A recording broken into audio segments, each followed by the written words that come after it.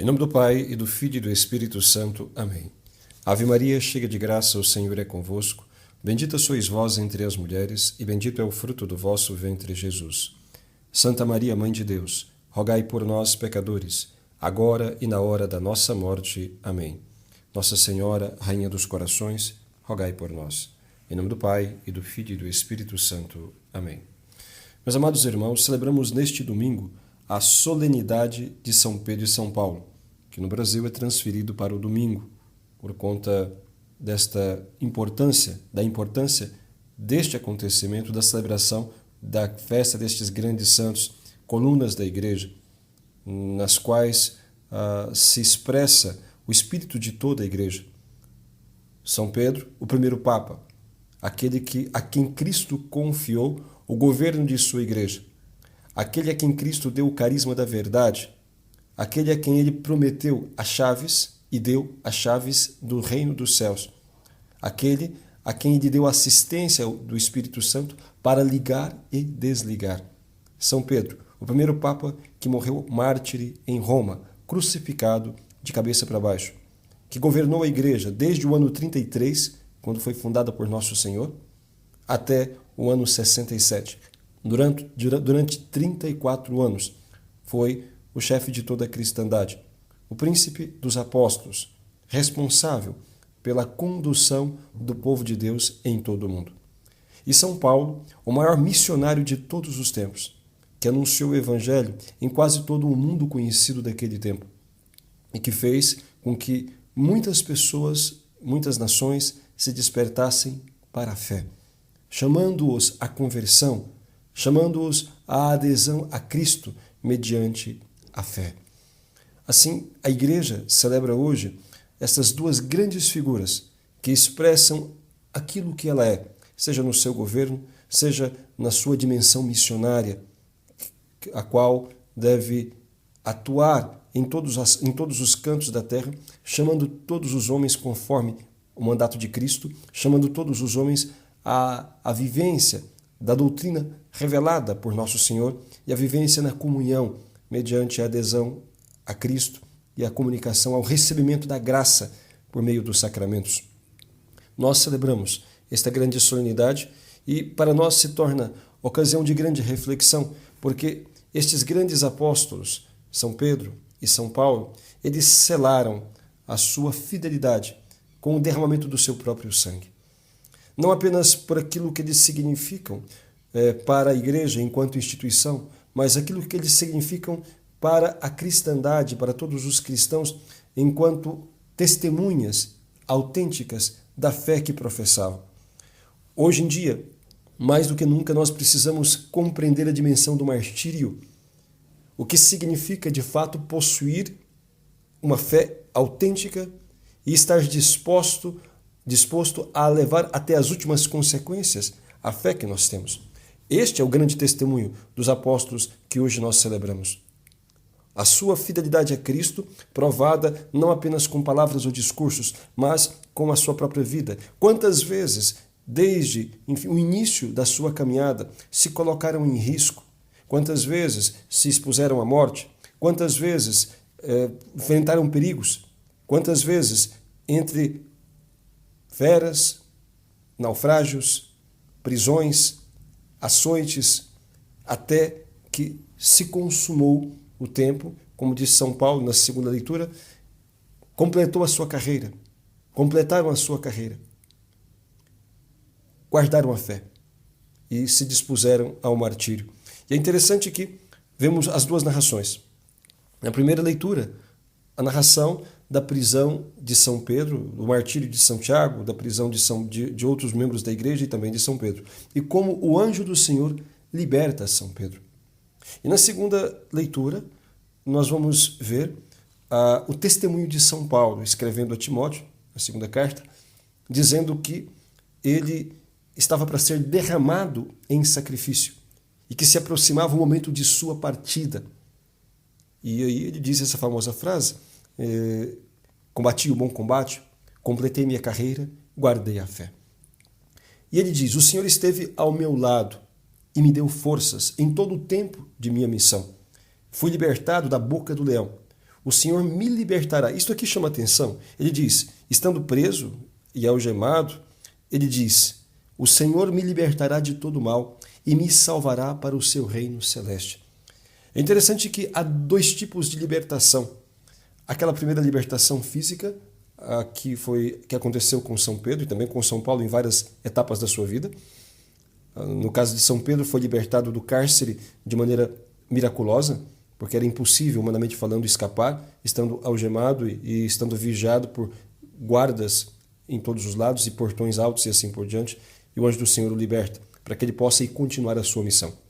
E no caso de São Paulo, que estava preso, e ele diz, o Senhor me libertará de todo mal. Aqui não se trata, portanto, de uma libertação física, libertação das cadeias que estavam oprimindo. Ele foi martirizado, ele estava preso e foi morto, teve a sua cabeça cortada pela espada.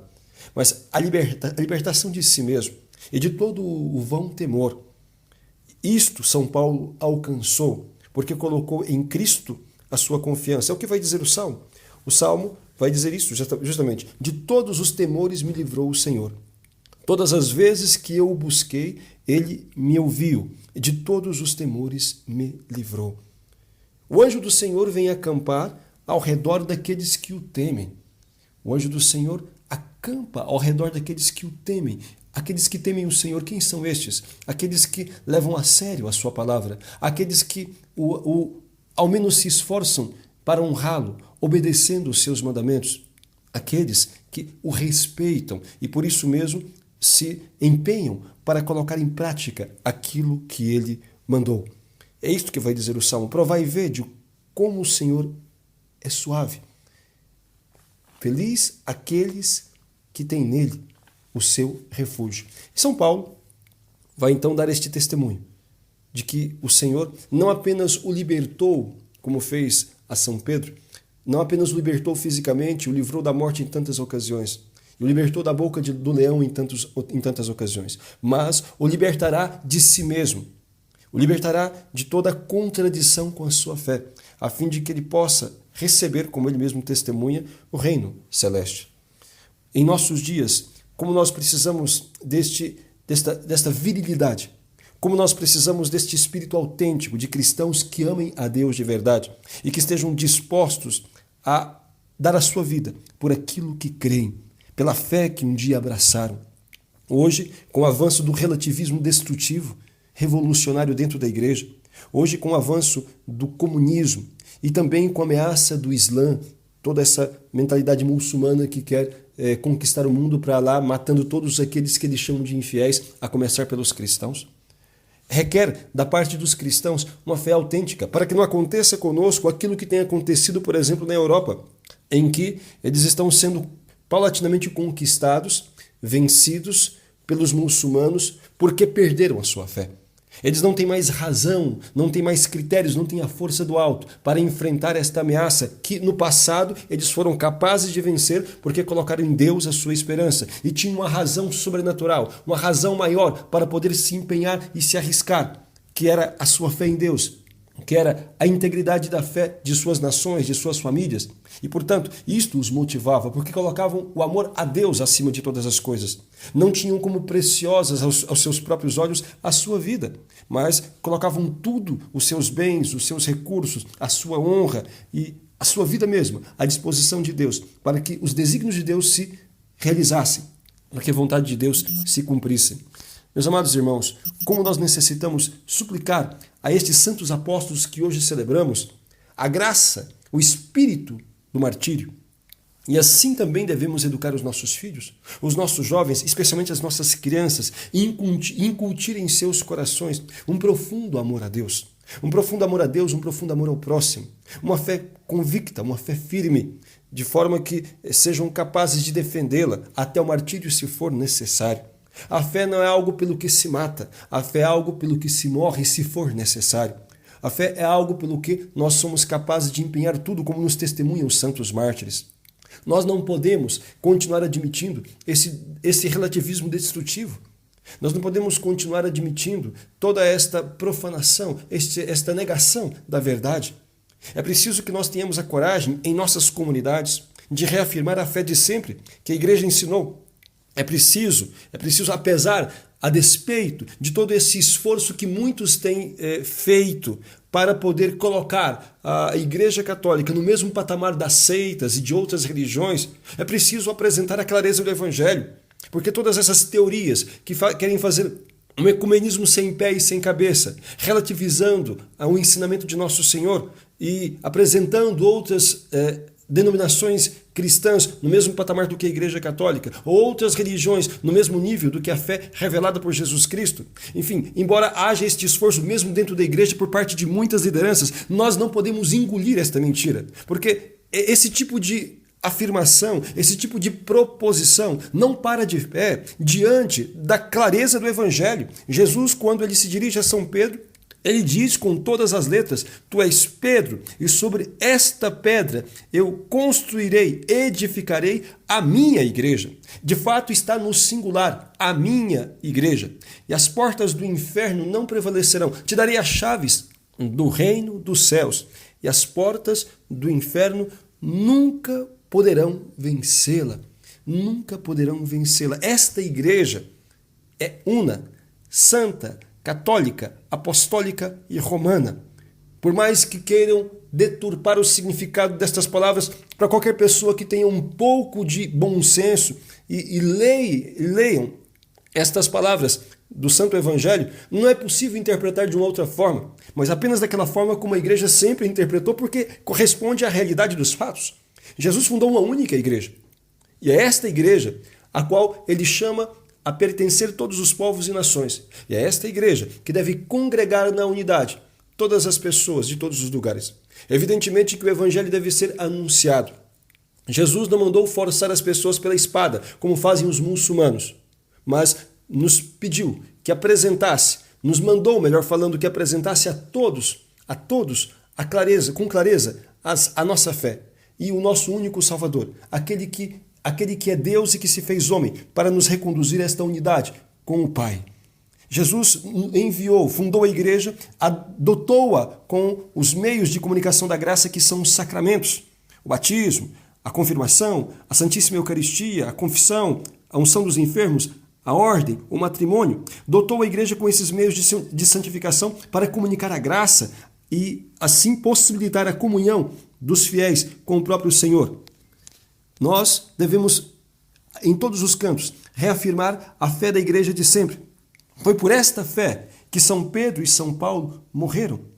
Foi porque acreditavam na vida eterna e nas palavras daquele que as anunciou, que foram capazes de enfrentar os temores e todos os tremores internos, os seus medos e fraquezas, para poder permanecerem unidos a Cristo e não arredarem o pé daquele caminho que o seu Senhor trilhou e com o qual selou também com o seu próprio sangue, morrendo na cruz.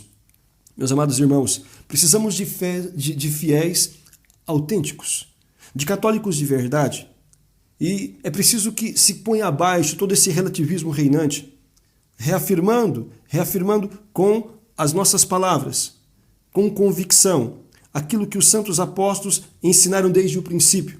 O credo que nós rezamos, que vem desde os tempos apostólicos, o símbolo apostólico, niceno-constantinopolitano, isto nós devemos rezar e crer. E ali nós dizemos: creio no Espírito Santo, na Santa Igreja Católica, na comunhão dos santos, na remissão dos pecados, na ressurreição da carne e na vida eterna. Esta fé, o conjunto de toda esta fé que era professada pelos apóstolos e que nós ainda hoje professamos, esta fé de 2000 anos, revelada por nosso Senhor, transmitida pela igreja que ele fundou, em cima da profissão de fé do apóstolo Pedro, esta mesma fé deve então embasar, deve então ser o alicerce da nossa crença e deve ser este princípio orientador para a nossa conduta. Devemos suplicar a Deus a graça de termos melhores pastores, mais zelosos pela salvação das almas, a fim de que possam educar o povo na fé. Mas é preciso também que nós não esperemos apenas dos bispos e dos padres. É necessário que os pais façam o seu papel. É necessário que os pais eduquem os seus filhos na fé, que tenham em suas mãos o catecismo. Uma mãe cristã que cumpra bem o seu papel, todos os dias reza o terço com seus filhos e lhes ensina ao menos 15 minutos, meia hora de catequese. O catecismo, a palavra de Deus, deve fazer parte do cotidiano de todo cristão e não apenas delegar esta função grave a catequistas que nem sempre, quer dizer, vamos ser muito sinceros, que quase nunca estão preparados. Crianças que permanecem em catequese 2, 3 ou até mais anos saem sem saber rezar uma salve rainha, sem conhecer as coisas mais elementares da sua religião e por isso depois se tornam pagãos, porque não aprenderam bem a sua fé. E depois se reclama da catequese da paróquia, com razão, porque é muito ineficiente, mas se esquece que os principais catequistas são os pais. Então, amados irmãos, que cada um cumpra a sua função. Rezemos para que nós tenhamos, sim, santos pastores de almas, que ensinem a verdade ao povo, mas que nós tenhamos também pais e mães de fé, preocupados com a salvação e santificação dos seus filhos, que os ensine a amar a Deus sobre todas as coisas, que os ensine de tal forma a serem cristãos que eles sejam capazes de dar a sua vida por Deus se assim um dia for necessário. E olha que nós não estamos muito longe disso. Haja visto que se aproxima cada vez mais o perigo do comunismo, o perigo da revolução muçulmana e assim por diante. Que nesta grande solenidade de São Pedro e São Paulo, pela intercessão da bem-aventurada sempre Virgem Maria, nós possamos ter a graça do conhecimento e da vivência da autêntica fé, a fim de que nós possamos, como diz São Paulo, herdar também o reino celeste na glória de Deus. Louvado seja nosso Senhor Jesus Cristo.